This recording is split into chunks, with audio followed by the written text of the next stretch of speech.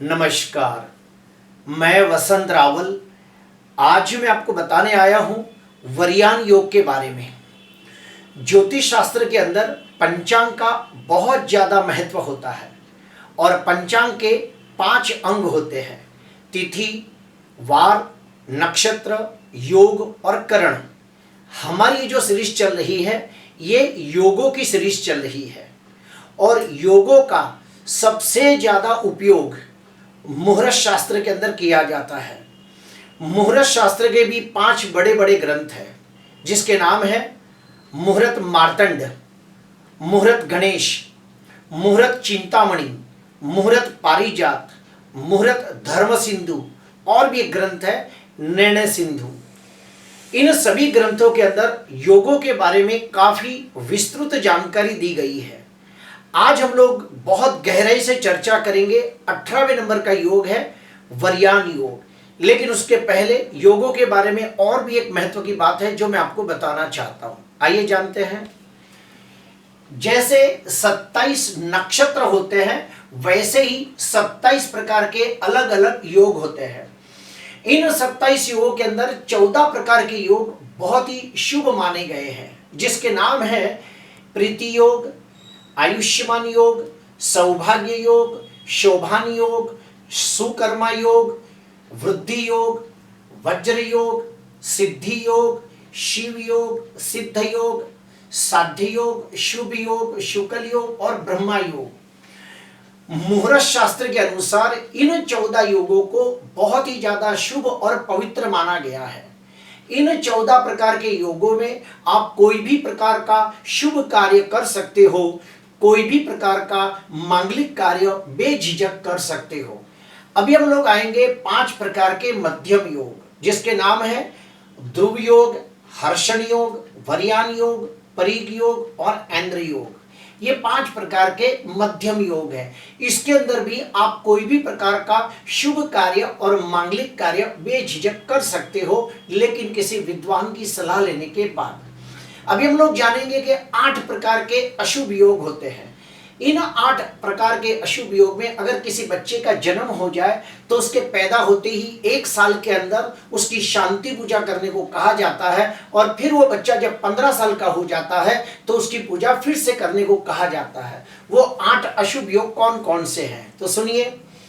विषकुंभ योग, अतिगंड योग, धुति योग, शूल योग, गंड योग, व्याघात योग, व्यतिपात योग और वैधृत योग। ये 8 प्रकार के अशुभ योग है जिसमें किसी बच्चे का जन्म हो जाए तो उसके पैदा होते ही 1 साल के अंदर उसकी शांति पूजा करनी चाहिए। फिर उसका फल 15 साल तक मिलता है और जब बच्चा 15 साल का हो जाए तो ये पूजा फिर से करनी चाहिए। अगर कोई न करे तो क्या होगा, वो बच्चा 1 साल से लेकर 8 साल तक बार बार बीमार पड़ता है क्योंकि उसकी रोग प्रतिकारक शक्ति कमजोर होने के वजह से वो बच्चा बार बार बीमार पड़ता है। उसके बाद 12 साल से लेकर 21 साल के दरमियान जब उसकी पढ़ाई का समय आता है तो उसकी पढ़ाई के अंदर धीरे धीरे उसका ध्यान घटने लगता है। वो बच्चा पढ़ाई में कॉन्सेंट्रेट नहीं कर पाता है, पढ़ाई के अंदर फोकस नहीं कर पाता है और धीरे धीरे उसके परसेंटेज घटने लगते हैं और वो बच्चा बुद्धिमान, गुणवान, तेजस्वी होने के बावजूद चाह कर भी हायर एजुकेशन हासिल नहीं कर पाता। MBA, CA, LLB, MTech जैसी डिग्री हासिल नहीं कर पाता। तो मेरी सलाह है कि जो भी बच्चा इन 8 अशुभ योग में पैदा हुआ हो उसकी शांति पूजा 1 साल में और 15 साल में अवश्य करनी चाहिए। वापस हम टॉपिक पे आते हैं। हमारा जो 18वें नंबर का योग है वरयान योग, उसके बारे में हम लोग गहन जानकारी हासिल करेंगे कि वरयान योग वाले व्यक्तियों का स्वभाव कैसा होता है, उनका व्यक्तित्व कैसा होता है, उनमें कौन सी खूबियां होती है। ये सारी बातें मैं आपको बताने जा रहा हूं। पहले तो मैं आपको बता दूं कि जो वरयान योग है उसके भगवान है कुबेर जी और उसके ग्रह देवता है शुक्र ग्रह।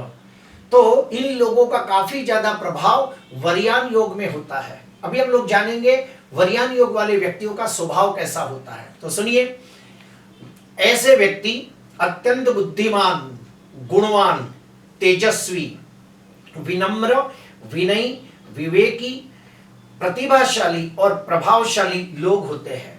जिनका भी वरयान योग में जन्म होता है, ऐसे व्यक्ति दिमाग से बहुत ही चालाक, चतुर, होशियार होते हैं, उत्तम स्मरण शक्ति वाले लोग होते हैं, तीक्ष्ण तर्क बुद्धि वाले लोग होते हैं।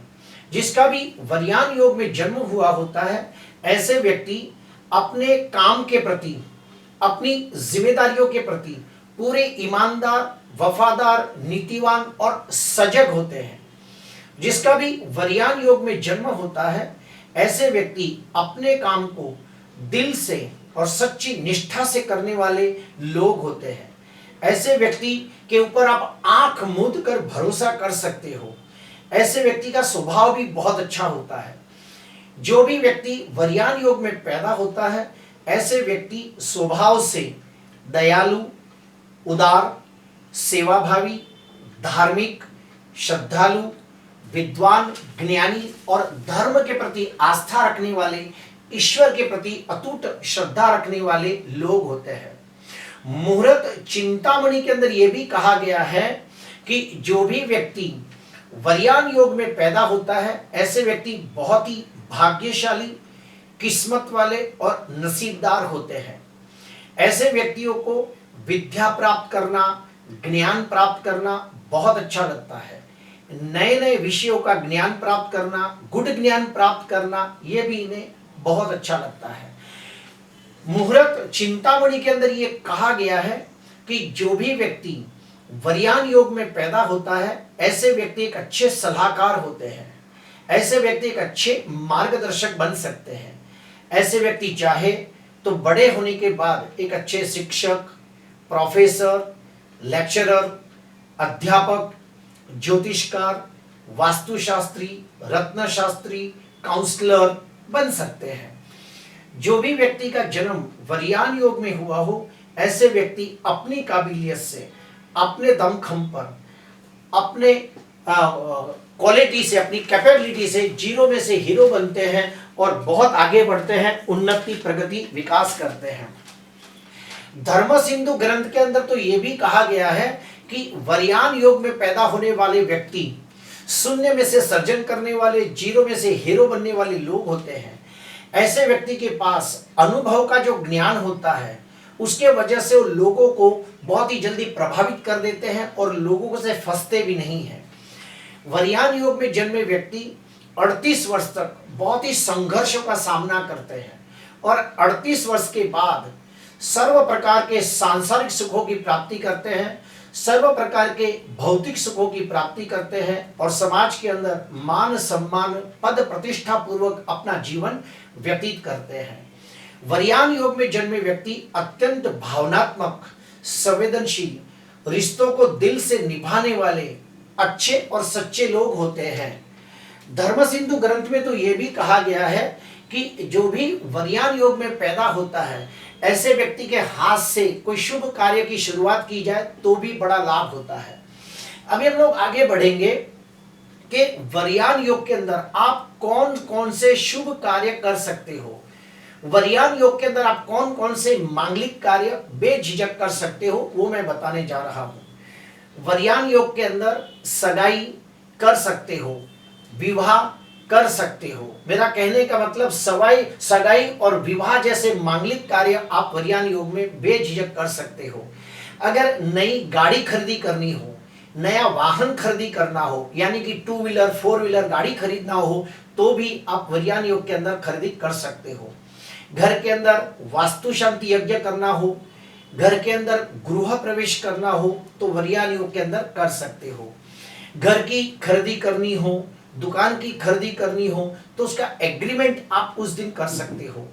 खेतों के अंदर बीज का रोपण कर सकते हो। उसके बाद देश विदेश की यात्रा का शुभ आरंभ भी आप वरयान योग के अंदर कर सकते हो।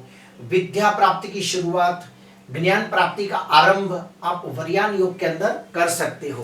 प्रिय दर्शकों, वरयान योग जो है उसके भगवान कुबेर जी है और वरयान योग के जो स्वामी ग्रह शुक्र है, तो कुबेर जी की विशेष कृपा वरयान योग के ऊपर होती है और शुक्र की भी बहुत सारी कृपा वरयान योग के अंदर होती है। अभी हम लोग और एक स्टेप अंदर जाएंगे कि जिसका भी जन्म वरयान योग में हुआ हो और उसकी कुंडली के अंदर शुक्र ग्रह अगर स्वगृही, मित्र क्षेत्री, उच्च का होकर केंद्र में, त्रिकोण में या फिर दूसरे 11वें भाव में बैठा हो तो वर्यान योग के शुभ फल में 3 गुना ज्यादा वृद्धि हो जाती है और वो वर्यान योग बहुत अच्छा फल देता है और उन लोगों को वर्यान योग के अंदर ही अच्छा काम करना चाहिए। ठीक इसके अपोजिट जाते हैं कि जिसका भी जन्म वर्यान योग में हुआ हो और उसकी जन्म कुंडली के अंदर शुक्र नीच राशि में निर्बल हो, शुक्र 6वें, 8वें, 12वें भाव में बैठा हो, शुक्र अस्त का हो, शुक्र मूर्त अवस्था में हो, शुक्र पाप ग्रहों से दृष्ट, पाप ग्रहों से पीड़ित होता हो, षोडश वर्ग कुंडलियों के अंदर कमजोर होता हो, उसका षड्बल कमजोर हो, तो वर्यान योग की शुभ फल देने की जो क्षमता होती है वो घटने लगती है। प्रिय दर्शकों, वर्यान योग मध्यम प्रकार का योग है, लेकिन इसके अंदर आप कोई भी प्रकार का शुभ कार्य और मांगलिक कार्य बेझिझक कर सकते हो, क्योंकि इसके स्वामी ग्रह शुक्र और उसके भगवान है कुबेर जी। अगर ऐसे लोगों को अगर कुबेर की पूजा करने को मैं कहूँगा तो ज़्यादा बेहतर होगा कि जो लोगों का जन्म वर्यान योग में हुआ है, अगर वो लोग ओम ह्रीम कुबेराय नमः, ओम ह्रीम कुबेराय नमः ये मंत्र का रोज 108 जाप करें तो भी उन्हें बहुत लाभ होता है। उसका एक वैदिक मंत्र भी है, ओम यक्षाय कुबेराय वैश्रवणाय धन धान्याधिपतये धन धान्य समृद्धि देहि देहि दापय स्वाहा। फिर से कहूंगा, ये जो मंत्र है ये मंत्र सबसे पावरफुल मंत्र है। ओम यक्षाय कुबेराय वैश्रवणाय धन धान्याधिपतये धन धान्य समृद्धि देहि देहि दापय स्वाहा। ये कुबेर जी का सबसे अच्छा और सबसे नामचीन मंत्र है। अगर ये मंत्र को रोज 108 बार किया जाए तो उनके घर में धन धान्य की वृद्धि होती है, सुखों की वृद्धि होती है, उनके वंश की वृद्धि होती है। तो प्रिय दर्शकों, आज मैंने आपको वर्यान योग के बारे में काफी सारी जानकारी दी है। अगर आपको अच्छा लगा तो जरूर लाइक करना, सब्सक्राइब करना। नमस्कार।